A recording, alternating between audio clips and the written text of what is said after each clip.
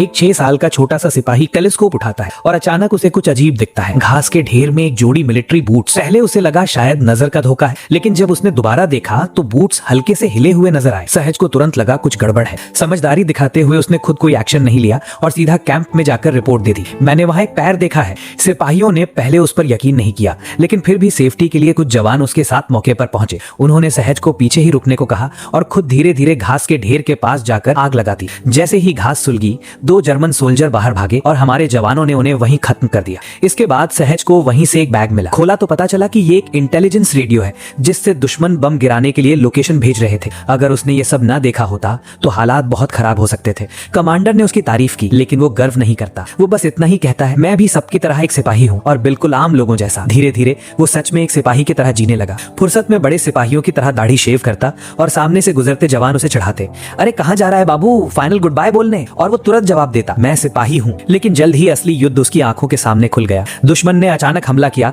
और कमांडर ने उसे जल्दी से घास के ढेर में छुपा दिया। उसी पल उसे समझ आया कि युद्ध कितनी जल्दी किसी की दुनिया बदल सकता है। 1 सेकंड पहले वो साथियों के साथ खेल रहा था और अगले ही पल घायल सिपाहियों को स्ट्रेचर पर जाते देख रहा था। कुछ मदद करने की चाह में वो फील्ड हॉस्पिटल पहुंच गया। घायलों को पानी देता, चाय देता। एक सिपाही जिसकी आंख घायल थी, उसने चिट्ठी पकड़ा कर कहा, बेटा इसे पढ़ दे। सहज पढ़ना नहीं जानता था। उसे दिल दुखा तो उसने खुद ही अपने हिसाब से चिट्ठी की कहानी गढ़कर सुनाई। घायल सिपाही हंस पड़ा और माहौल थोड़ा हल्का हो गया। युद्ध खत्म होने के बाद वो अपने पिता के साथ उस बूढ़े दर्जी को धन्यवाद देने गया जिसने उसके लिए यूनिफॉर्म सिली थी, लेकिन दुकान बमबारी में मलबा बन चुकी थी। वहां खड़े होकर उसने अपने पिता की तरह टोपी उतारी और शहीदों को सलाम किया।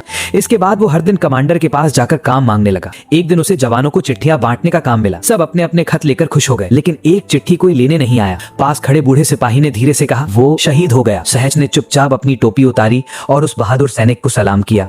कुछ ही दिनों में एक और हमला हुआ, लेकिन इस बार सहज वो बच्चा नहीं था जो सिर्फ टेंट में छुप जाए। वो अब सच में एक सिपाही था। गोलियों की बारिश में छोटा सा शरीर गोला बारूद खींचता आगे बढ़ रहा था अपने जवानों को सपोर्ट करने के लिए।